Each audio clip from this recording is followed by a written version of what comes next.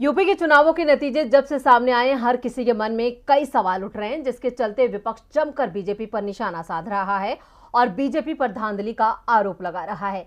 अब इसी बीच मंत्री पद से इस्तीफा देकर बीजेपी को छोड़कर सपा में शामिल हुए स्वामी प्रसाद मौर्य ने बीजेपी को आड़े हाथों लिया है। देखते हैं ये रिपोर्ट। उत्तर प्रदेश विधानसभा चुनावों के परिणामों के बाद ईवीएम एक बार फिर सवालों के घेरे में आ गई है। ईवीएम को लेकर विपक्ष ने फिर सवाल उठाए हैं। बीजेपी को छोड़ सपा में शामिल हुए स्वामी प्रसाद मौर्य ने तो दावा कर दिया है कि यदि ईवीएम नहीं होती तो सपा की सरकार आराम से बन जाती। योगी कैबिनेट से इस्तीफा देकर सपा में गए स्वामी प्रसाद मौर्य ने समाजवादी पार्टी की हार के लिए ईवीएम को जिम्मेदार माना है। मौर्य ने कहा कि बैलेट पेपर की वोटिंग में समाजवादी पार्टी 304 सीटों पर जीती, लेकिन ईवीएम में भाजपा की जीत हुई। कोई न कोई बड़ा खेल हुआ है। स्वामी प्रसाद मौर्य ने यह आरोप उन आंकड़ों को देखकर लगाया है जिनमें सपा को जीत मिल रही थी।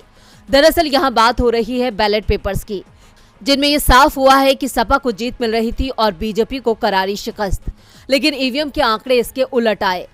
बैलेट पेपर के आंकड़ों को देखकर ये साफ कहा जा सकता है कि अखिलेश का पेंशन बहाल करने वाला दांव काम कर गया था, जिसके चलते कर्मचारियों और बुजुर्ग बीमारों ने सपा को ही चुना था और अखिलेश के इस ऐलान के चलते बैलेट पेपर में बीजेपी को बड़ा नुकसान भी हुआ था।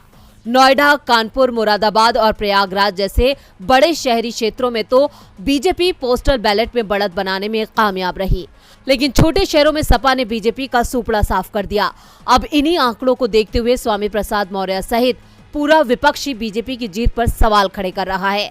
वहीं सपा को बैलेट पेपर में मिली जीत और यूपी में सपा की बढ़ी हुई सीटों को देखकर कहा जा सकता है कि सपा बीजेपी पर भारी पड़ी है, जिसके चलते बीजेपी के लिए सत्ता के ये 5 साल बेहद मुश्किल हो सकते हैं।